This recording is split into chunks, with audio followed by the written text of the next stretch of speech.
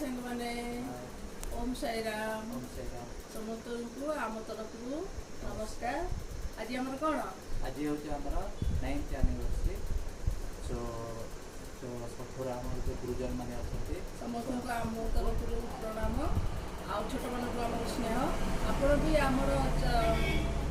आमको भी आशीर्वाद दिंतु बड़ मैंने आमको आशीर्वाद छोट मैंने आमको स्नेह दिंतु भल पाई दिंतु आ भगवान को पाखे प्रार्थना करूँ आमर ये जोड़ी जमी सब हस खुशी चली था जो 8 वर्ष चली सेमती चली भगवान पाखे प्रार्थना करूँ।